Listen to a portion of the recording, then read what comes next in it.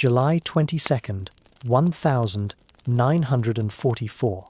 Outskirts of Lublin, eastern Poland. The war had begun to shift.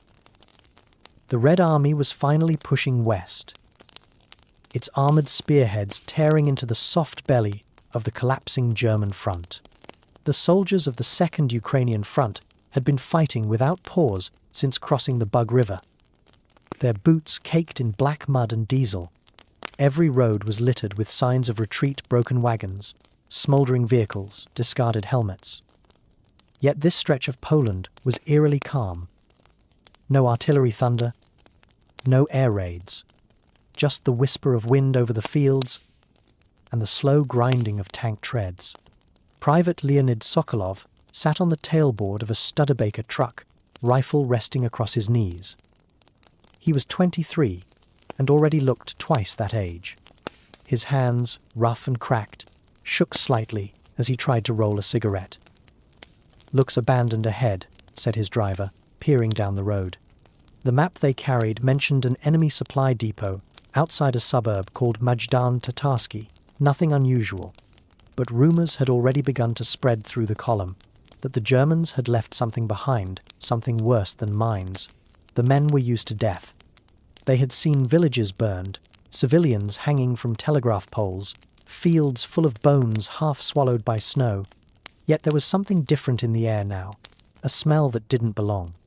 It wasn't the sharp tang of cordite or gasoline. It was heavy, cloying, almost sweet, the kind of scent that made your stomach turn before your mind understood why. As they rolled past the last houses, the terrain flattened into open fields. Barbed wire fences appeared on both sides, stretching into the distance. Wooden watchtowers stood every few hundred meters, empty now, their ladders broken, machine guns gone. Prison camp, maybe, muttered Sergeant Ivan Kravchenko, lifting his binoculars. Or some kind of barracks. But there were no guards, no activity, not even crows. Just an enormous gate of concrete and iron, half open, swaying slightly in the wind. The first truck halted. The silence was so total that when a soldier coughed, everyone flinched. Kravchenko raised his fist advance cautiously. The gate bore a single word, painted in large black letters, Majdanek. The soldiers didn't recognize it. One of them guessed it might be a manufacturer's name. Perhaps a warehouse. No one suspected what waited beyond. They stepped through. The first courtyard was wide and empty, save for rows of long wooden barracks. Some had their doors open, revealing shadows within. Others were locked. The air grew thicker with every step. Leonid pressed his sleeve to his face. "Smells like burned rubber," he muttered. "No," another soldier whispered. "Not rubber." In the first building, they found bunks stacked 3, sometimes 4 high, each with straw mattresses, blackened by rot. Tin bowls, spoons, and scraps of striped fabric littered the floor. One wall was covered with scratch marks, as if someone had tried to claw their way out. Sergeant Kravchenko turned to his men. "This was no depot," he said quietly. They moved on. The second barrack was filled entirely with shoes. Thousands of them. Men's boots, women's heels, tiny children's slippers, a mountain of leather that reached almost to the rafters. The men stopped, staring. Leonid reached into the pile and lifted a small red shoe, barely the size of his palm. "Who leaves this behind?" he asked aloud, his voice cracking. No one answered. Behind the next building lay a row of low concrete structures, their chimneys rising above the fence line. A faint column of smoke drifted from one of them. The soldiers approached cautiously, rifles ready, though by now they knew there was no one left to fight. The metal door creaked open. Inside was a furnace. Blackened bricks, steel rails, and the stench, a smell so thick and nauseating it made their eyes water. Leonid stumbled back outside and vomited in the grass. Another soldier whispered a prayer in Ukrainian, his voice trembling. Captain Vasily Korotayev arrived soon after, with a small camera crew from the 1st Belarusian Front. They had been documenting German retreats, wrecked panzers, liberated villages, but nothing had prepared them for this. The captain stood at the edge of the crematorium pit, cigarette shaking in his hand. "Photograph everything," he said hoarsely. "Every inch of it." The team began to move through the compound, filming, taking stills, collecting whatever evidence they could before the light faded. They found more barracks, more piles, not just shoes now, but human hair sorted by color, bundles of it, stacked neatly in sacks labeled Deutsche Industrie. There were rooms full of clothing, prosthetic limbs, suitcases marked with names in white paint. It dawned on them, piece by piece, that this wasn't a prison camp or a labor facility. It was a machine built to strip, burn, and erase human beings. As the sun dipped toward the horizon, a reddish light bathed the camp in an eerie glow. Leonid sat on a wooden crate, staring into the distance. He tried to make sense of it. The organization, the scale. It wasn't random slaughter.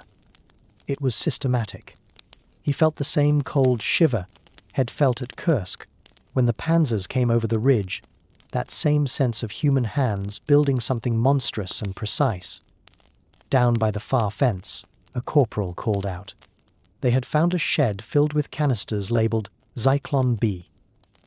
The officers exchanged glances.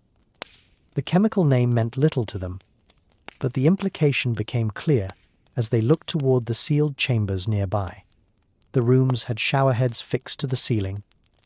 Some still had fingernail scratches along the doors. The soldiers stood in silence for a long time. No one spoke. A few wept openly. Others stared at the ground, unable to move. Even the battle, hardened veterans, men who had stormed trenches and cleared villages, looked hollow. One of them whispered, "How could men do this?" Another replied, "They stopped being men." Outside the wire, the wind picked up. Ash rose from the open pits and drifted across the fields, settling on helmets and shoulders like grey snow. The soldiers didn't brush it away. They just stood there, breathing the remains of what once were thousands of lives. That night, when the camera crew developed their first reels in the darkroom truck, Captain Korotayev wrote a single line in his report to Moscow. "We have found a factory of death." He didn't exaggerate. He didn't need to. Majdanek would become the first Nazi extermination camp, liberated by Allied forces, and the first undeniable proof that the rumors of mass murder were true. But in that moment, before the reports, before the tribunals, before the headlines, it was just a group of exhausted Soviet soldiers standing inside a nightmare made real. And as the smoke from the last furnace drifted into the crimson-polished sky, they realized that this war was no longer just about land, or victory, or revenge. It was about something far darker, the struggle for what was left of human sanity itself. Night fell heavy over Majdanek. The soldiers lit no fires. They stood scattered among the barracks, their breath visible in the cooling July air, their silence thicker than the darkness around them. Every time the wind shifted, it brought with it that same unbearable smell, a mixture of ash, rot, and something that didn't belong to this world. Corporal Viktor Melnikov sat beside the open gate, cigarette forgotten between his fingers. The ember glowed weakly, then died. Around him, the men whispered in low voices, trying to make sense of what they'd seen. Some called it a prison. Others said it was a hospital that had been bombed. But no explanation held for long, not after what they'd found inside the gas chambers. Captain Korotayev gathered his officers in a makeshift circle near the command hut. A lamp swung above them, its flame trembling. On the table lay photographs just developed by the film crew. The images were grainy, black and white, but the horror was unmistakable. Piles of skeletal corpses stacked like firewood, rows of children's shoes, ash pits, half filled with bones. "This is no army installation," Korotayev said. His voice was low, flat. "This is an extermination site. They burned them thousands, maybe tens of thousands." Lieutenant Mikhail Dubov shook his head. For what purpose? Korotayev didn't answer. He didn't know. None of them did. They had seen German cruelty before: scorched villages, massacres, partisans, hanged from trees. But this was something else entirely. This wasn't vengeance or strategy. This was industry. A process. By morning, more Red Army units arrived. Trucks rumbled through the main gate, headlights cutting through the mist. Medical teams, war correspondents, and a few surviving civilians followed. They had found them hiding in the nearby forest, men and women barely recognizable as human, eyes sunken deep into skulls, skin stretched thin as paper. They spoke in broken Polish, Yiddish, Ukrainian, and a dozen other tongues. The interpreters struggled to keep up. One woman, her hair shorn close to the scalp, pointed trembling fingers toward the crematorium. "They took my children there," she said, her voice shaking. "They told us it was for a bath." A translator could barely finish her sentence before breaking down. The soldiers listened in stunned silence. Melnikov turned away, his hands covering his face. He had a son, 5 years old, somewhere near Smolensk. He suddenly couldn't picture him anymore without seeing the mountain of children's shoes. The camp seemed to grow larger as the sun rose every hour, revealing more evidence of what had happened. Near the perimeter, engineers discovered warehouses filled with confiscated belongings. The rooms were organized with meticulous precision. Gold teeth in jars, eyeglasses sorted by prescription strength, suitcases labeled by country. Each object whispered of a life, a home left behind, a family erased. The soldiers wandered through it like men walking through a graveyard with no headstones. They catalogued everything, one officer said quietly. Even their victims. War correspondents from the Pravda newspaper arrived at noon. The journalists expected a battlefield report. They found hell instead. One of them, Konstantin Simonov, wrote later that he had to stop taking notes because his hands wouldn't stop shaking. "It was not war," he said. "It was murder mechanized." Throughout the day, a small group of prisoners who had survived in hiding led the Soviets deeper into the complex. They showed them the gas chambers, long concrete rooms with fake showerheads on the ceiling. Blue residue from Zyklon B still clung to the walls. The soldiers didn't understand the chemistry, but the meaning was clear enough. They had been told it was a delousing process. They now saw the truth. One survivor, a Polish tailor named Marek, guided them to the crematorium furnace. He stood silently before it for a long time, then said in a hoarse whisper, "They burned day and night. The smoke never stopped. Sometimes the sky turned black, even when it rained." Kravchenko leaned against the doorframe, shaking his head. "We thought we'd seen hell at Kursk," he murmured.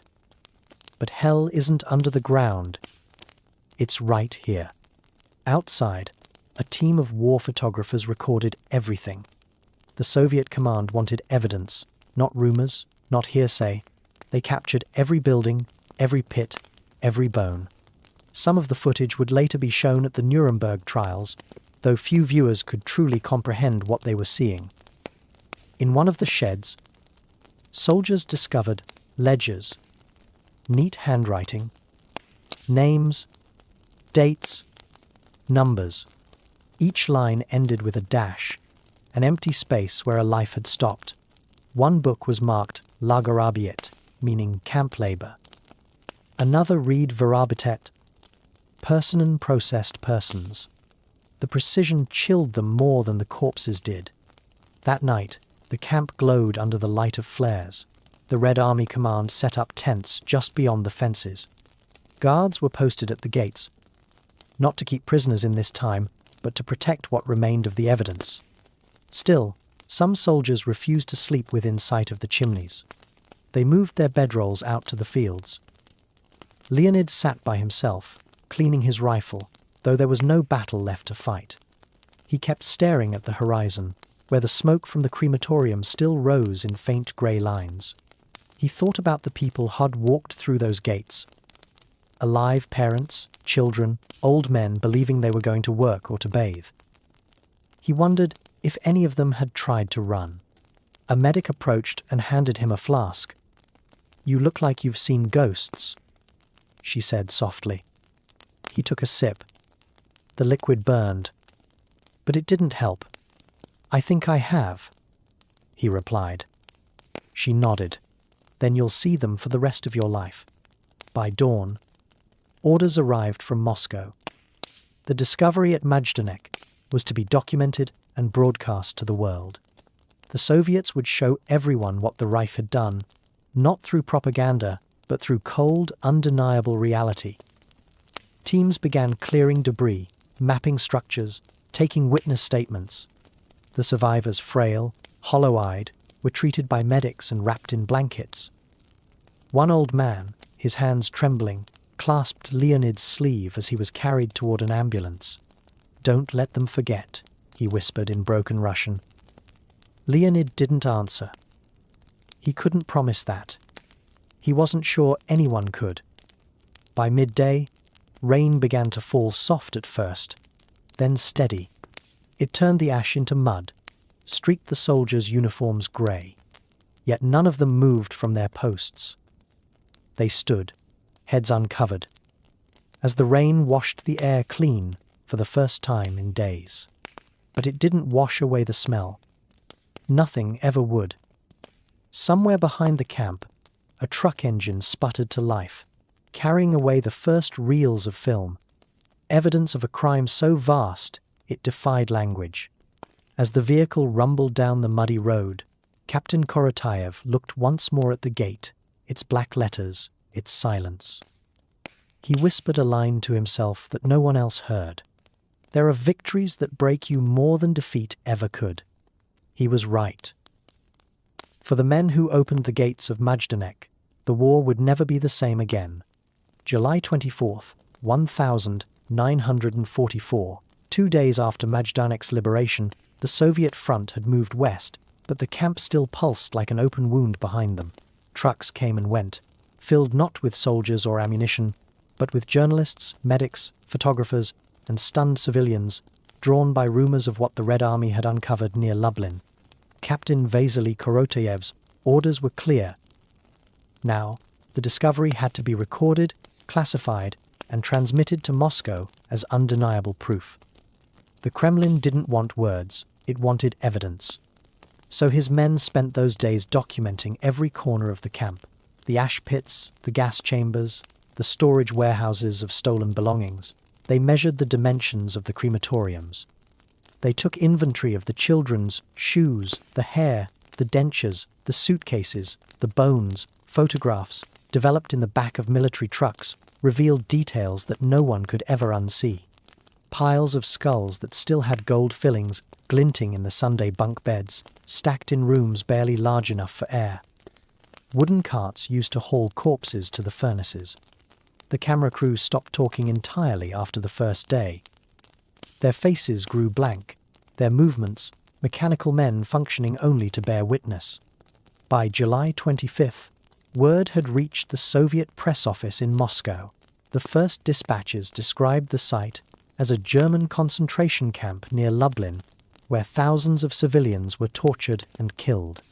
The scale was still incomprehensible. Stalin himself reportedly read the summary twice, before handing it back and saying, "Send more photographs." Meanwhile, at Majdanek, the Red Army had invited members of the newly re-established Polish Committee of National Liberation to inspect the site. Among them was Dr. Zofia Naukowska, a writer who would later pen the haunting phrase, "The world must know." She moved silently through the barracks, notebook trembling in her hands, writing down descriptions in a voice barely above a whisper. Outside, soldiers lined up what they had found: piles of ashes raked from the furnaces, fragments of bone mixed with cinders, fragments of skulls, still fused by heat. One of the medics knelt beside a pit and murmured, "You can still smell the burning." The ground was warm to the touch. It hadn't gone cold yet. Then came the survivors. They were brought back one by one from nearby villages and makeshift hospitals. The Soviet medics tried to clean them, feed them, give them blankets, but nothing could erase what they carried in their eyes. Many were too weak to stand. They sat in the mud outside the crematoria, speaking softly in a dozen languages, pointing to places where their families had vanished. A Polish boy, no more than 12, told an interpreter that his mother had been sent to the bathhouse. He had waited by the gate until nightfall for her to return. She never did. "I thought she had gone to another camp," he said. His voice steady in that strange adult way of children who have seen too much. But then I saw them carrying her shoes. There were Soviet officers who prided themselves on being unshakable men who had survived Stalingrad, men who had watched comrades burn in their tanks, and yet, here, they broke down. Some cursed under their breath. Others simply walked away, wandering aimlessly until someone called them back. No one knew how to process it. A war correspondent named Roman Carmen filmed the first moving images of Majdanek. His lens captured things that words could never describe: open gas chambers with walls stained blue by poison, crematorium ovens still warm, and the endless piles of shoes that seemed to stretch beyond the frame. His voiceover would later say, "This is what remains when evil is allowed to organize itself." When the film was shown to officers in Lublin, silence filled the room. No one applauded. No one moved. They just stared at the flickering images, realizing for the first time that this war was not about territory or ideology. It was about the annihilation of human beings on an industrial scale. In the following days, the camp became a site of pilgrimage for shock and disbelief. Civilians from liberated towns came to see it with their own eyes. Some wept, others refused to believe what they were seeing. "It must be Soviet propaganda," a Polish farmer muttered, shaking his head, until he stepped inside the barracks and saw the bones. Then he stopped speaking altogether. The Soviets didn't yet have the language to describe it. Genocide was a word that would come later, invented to fit the scale of this horror. For now, they called it a factory of death, a phrase repeated in dispatches sent to London and Washington. Western officials, reading the reports, struggled to believe them. The scale sounded impossible, exaggerated, like wartime exaggeration. But it wasn't to make them understand. Moscow ordered all photographic negatives and footage to be duplicated and sent to Allied command. They wanted the Americans and British to see what had been found. But the truth took weeks to cross the continent. By the time the first prints reached London, the front had already moved far west. For the soldiers who had walked through those gates, though, the world had already changed forever. Meanwhile, at the camp, the Red Army engineers began building makeshift crosses and memorial markers for the dead. Some used old rifle barrels as posts. Others carved names into wooden boards.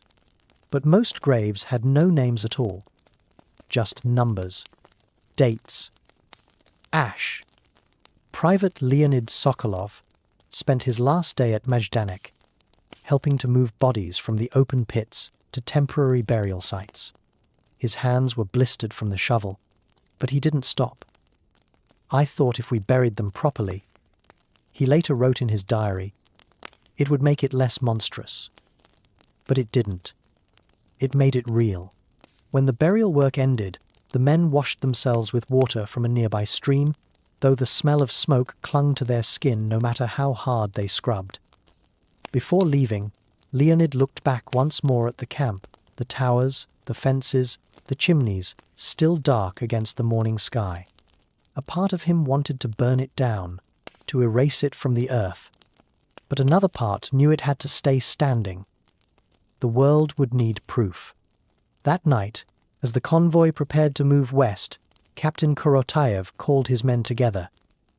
He said only one sentence. "Remember this place." No one answered. They didn't need to. Every man there knew they would never forget. The following morning, the Soviet forces marched on toward Warsaw. The sound of artillery rolled again across the plains. The familiar rhythm of war resumed. But somewhere behind them, on the outskirts of Lublin, the silence of Majdanek remained. And with it, a new understanding that victory alone would not be enough. The world would have to reckon with what it meant to be human after Majdanek.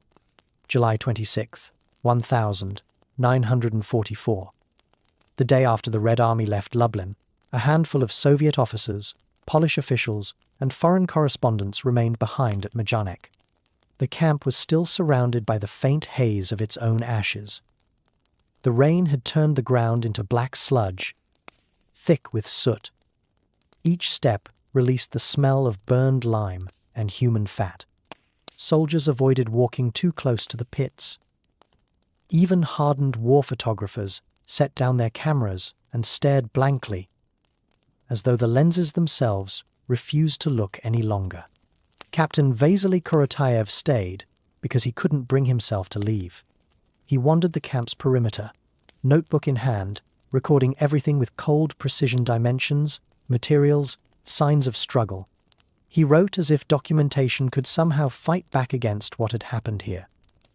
He knew the war was full of atrocities, but Majdanek was different. This wasn't spontaneous cruelty or battlefield revenge. This was planned, calculated, and administered like an industry near the gas chambers. He met a Polish woman named Zofia, who had volunteered to help identify victims. She carried a small notebook and wrote down the names tattooed on forearms whenever there were any. Most bodies bore no markings. "They thought they could erase us," she told him quietly, "but they left too much behind." In one of the smaller barracks, soldiers discovered an underground storage area that had been overlooked earlier, shelves stacked with files, deportation lists, and requisition forms. The Germans had kept records for everything. How much gas was used? How many shoes were taken? How many kilograms of hair were shipped to factories in Germany? The numbers were tidy, written in blue ink. Korotayev flipped through them and felt his hands tremble. "Monsters with pens," he muttered. "Not claws. Pens." Outside, the survivors gathered near the gate. Some prayed, others sat silently, staring at nothing. The Red Army medics distributed food, watery soup, black bread, but most couldn't eat. Their stomachs had forgotten hunger. One man, barely more than a skeleton in a tattered striped uniform, approached the Soviet translator and asked in a rasping voice, "Will the world believe us?" The translator hesitated before answering, "They have to." In the afternoon, a small group of British war correspondents arrived under Soviet escort. Among them was Alexander Worth, of the BBC, the first Western journalist to enter a Nazi death camp. His car stopped just outside the gate. When he stepped out, he wrote later, "The stench hit us before the wind could carry it away." It was the smell of evil made real. Korotayev led them through the barracks, explaining in halting English what his men had found. The journalists took notes, but as they reached the crematorium, most of them stopped writing. Words failed. Cameras clicked half-heartedly, as if the sound alone was an act of defiance against the horror. Worth wrote later, "This was not propaganda. This was the truth. And it was worse than imagination." When the reporters asked how many had died, the officers hesitated. The Soviet command estimated over 300,000, an enormous number, perhaps inflated in the fog of discovery, but even if it had been half that, or a tenth, the horror didn't shrink. The ashes didn't care about arithmetic. That evening, rain began to fall again, washing streaks of soot down the walls of the crematorium. A flash of lightning revealed the tall chimneys like black spires against the sky. Some said they looked like church towers, except no prayers had ever risen from them, only smoke. Down in the barracks, Private Leonid Sokolov was still on duty, assigned to guard the survivors and prevent looting from nearby civilians. He sat by the doorway, rifle across his knees, staring into the dark. The camp made no sound now. No gunfire, no engines, not even birds. Just the low hum of wind through the wire. He took a small notebook from his jacket pocket and began to write, "We came here thinking it was an enemy base." It was. But the enemy wasn't soldiers. It was something colder, deeper. It lived in the machinery, in the orders, in the silence. He stopped, his pencil hovering. He realized he couldn't describe the smell, not the smoke, not the ash. It wasn't just the dead he smelled, but the intent behind their death. The very air seemed poisoned by purpose. Later that night, a fire broke out in one of the far barracks, likely started by locals scavenging for scrap wood. The soldiers ran to put it out. But no one shouted orders. They moved in silence, dousing flames with buckets of water. When the smoke cleared, the charred boards looked identical to the crematorium walls. One of the medics whispered, "This place refuses to stop burning." The next morning, the Polish committee held a short ceremony at the main gate. A makeshift flag, red and white cloth stitched from scraps of prisoner uniforms, was raised over the camp. A priest led a prayer, his voice unsteady but defiant. "These souls will not vanish again," he said. "Their ashes will testify." Reporters scribbled furiously as the survivors bowed their heads. Some wept openly. Others stood too numb to move. When the ceremony ended, the journalists departed to send their stories home. Most of their editors wouldn't believe them. Worth's report would later be dismissed by some as Soviet exaggeration, an accusation that would haunt him for years. But the film reels, photographs and documents from Majdanek would speak louder than any denial. As the crowd dispersed, Leonid remained by the gate. He looked at the word Majdanek painted across the arch, the letters fading under the rain. Behind him, the camp stretched wide and silent. He whispered something, not a prayer, not a curse, but a promise. "We saw you. You will be remembered." By then, the Red Army was already advancing toward Warsaw, unaware that what they had found would change how the entire world understood this war. Majdanek was only the first. There would be others, Treblinka, Sobibor, Auschwitz, each revealing that humanity had been capable of building its own abyss. That night, as the last soldiers left the camp, thunder rolled over the plains of Lublin. It sounded almost like artillery in the distance, a ghostly echo of the front that had already moved on. But this battlefield was different. It didn't belong to armies. It belonged to memory. And for the men who had opened the gates, it would never close again. August 1944. The front lines had advanced far beyond Lublin, but the ghosts of Majdanek lingered like an invisible army that refused to be left behind. Every soldier who had entered those gates carried its shadow with him in the smell that clung to his uniform, in the images burned into his eyes. They didn't speak of it often, but when they did, their voices grew quiet, as if afraid the dead might overhear. For Captain Vasily Korotayev, the work hadn't ended. He had been assigned to remain at the site as part of a Soviet-Polish investigative commission. Their task was to gather legal and photographic evidence for a formal war crimes report, one that would be presented not only in Moscow, but eventually to the Allies. The aim was clear: to make denial impossible. Every day, the commission examined the camp as though dissecting a crime scene. They mapped out the gas chambers, measured the furnaces, and catalogued artifacts: brushes, dolls, combs, ration cards, rings. Scientists analyzed the ash pits, confirming the chemical traces of human bone. Engineers reconstructed how the ventilation systems in the gas chambers worked. Nothing was left to assumption. The investigators walked through the camp in rubber boots, their faces pale under the summer Sunday. Each discovery brought a new layer of dread. One technician lifted a shovel of grey dust and found fragments of teeth glinting among the ashes. He dropped it and stepped back, muttering something that sounded like a prayer. Korotayev kept his composure, at least outwardly, but each night, after the others had gone, he sat in the command hut and read over his notes pages filled with statistics and diagrams, numbers that looked clean and orderly on paper but felt obscene in meaning. He found himself staring at one figure, again and again.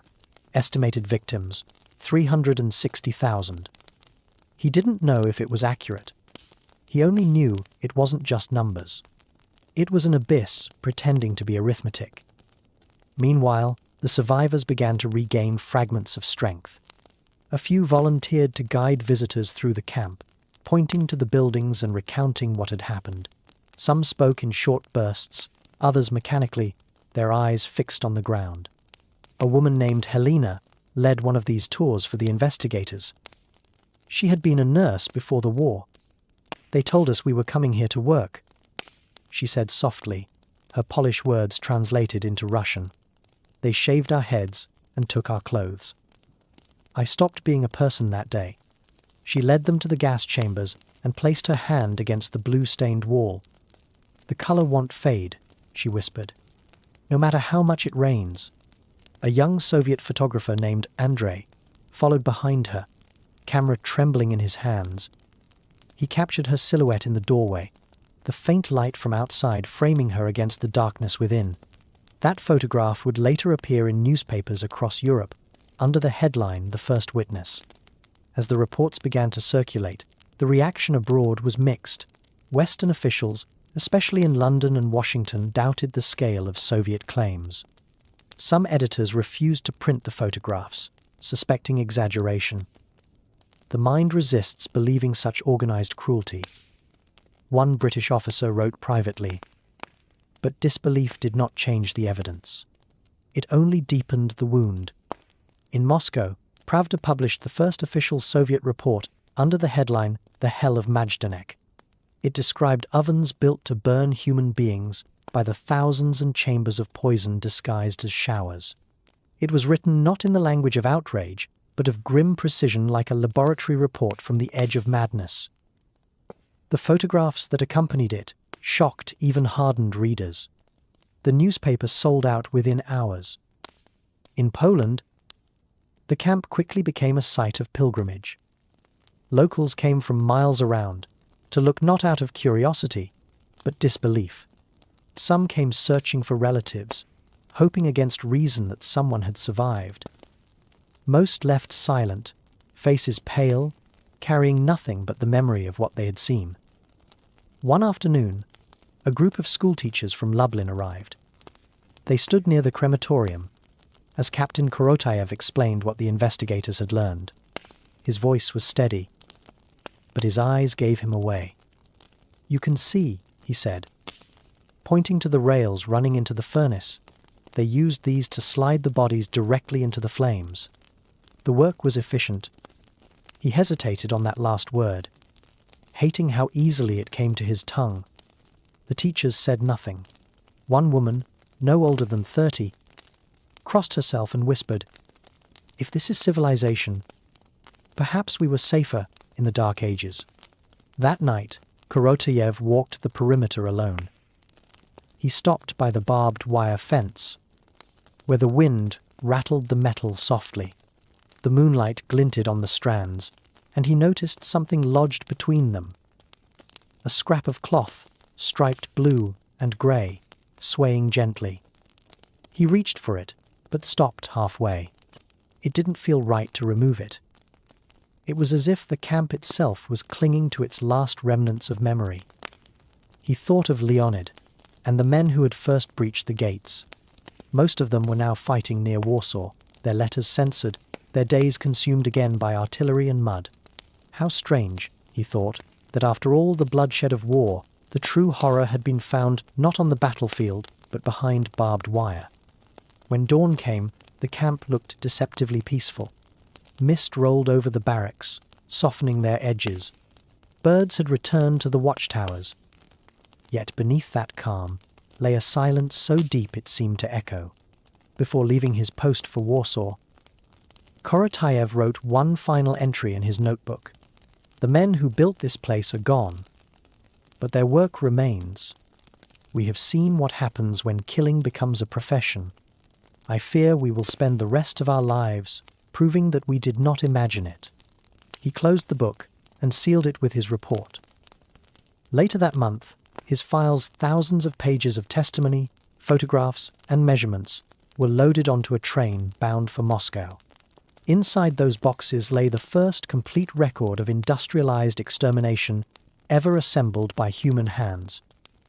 The men who carried the crates treated them like sacred cargo. They didn't talk during the journey. They didn't joke. They just sat beside the stacks of evidence, listening to the rattle of the rails, wondering how such things could ever fit into history.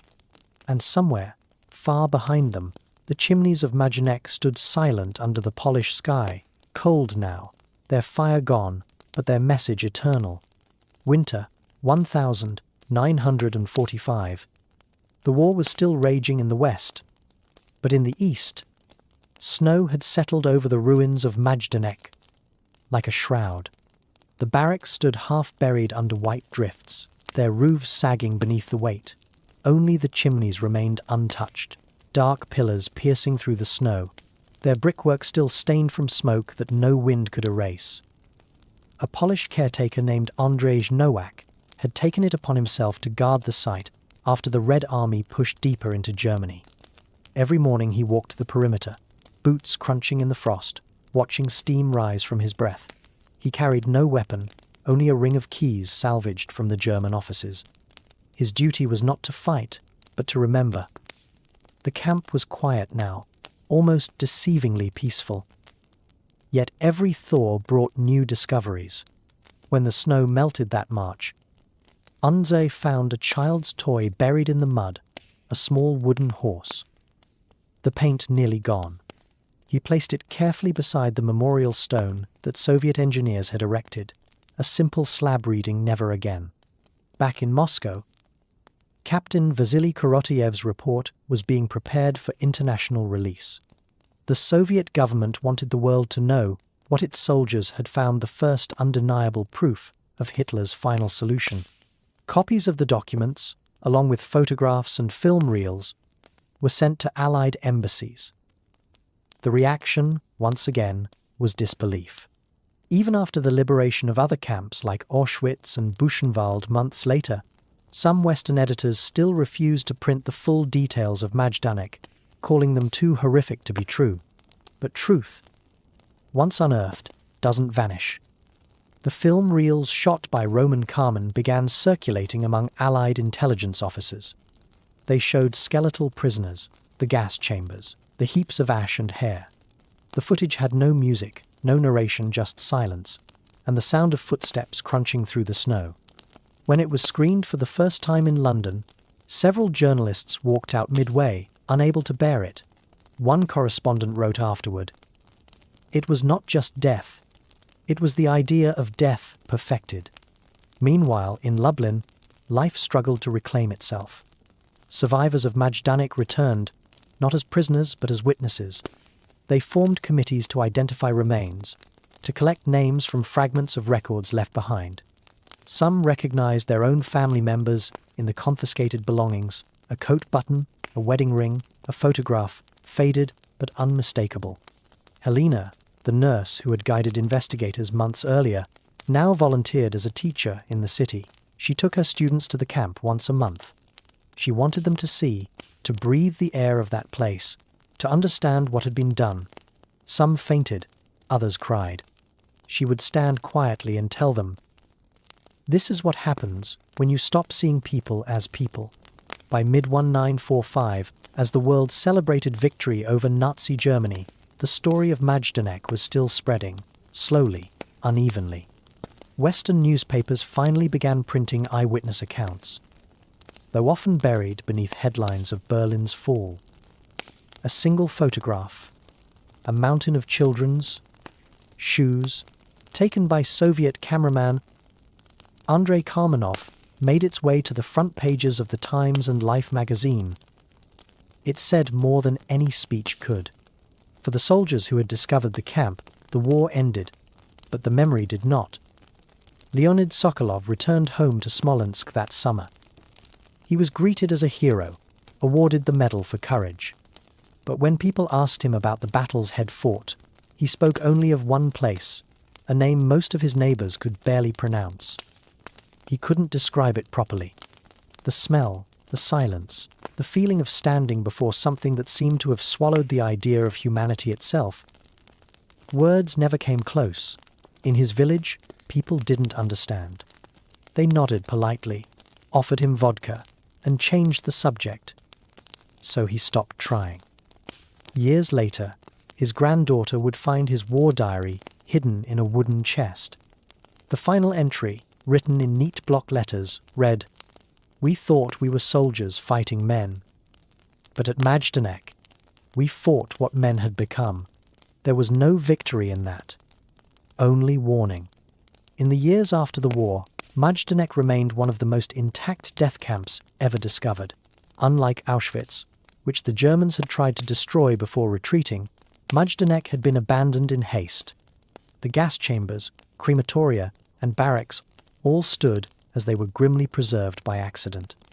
The site became a museum, then a memorial, the first of its kind in post-war Europe. The visitors came from across the continent. They walked the same paths the soldiers had taken, tracing the barbed wire with their eyes, pausing before the vast mound of ashes enclosed in a concrete dome. The inscription read, "Let our fate be a warning to you." In the decades that followed, the numbers would be debated: 360,000, 200,000, 80,000. Historians would argue endlessly over statistics, logistics, intent. But the soldiers who had opened those gates never cared for the numbers. They remembered the smell, the silence, the shoes. When Captain Korotayev died in 1961, his wife found among his papers a small envelope labeled Majdanek, July 1944. Inside was a strip of film, one frame showing a young boy's shoe lying in the dust. On the back, he had written a single line, "Proof enough."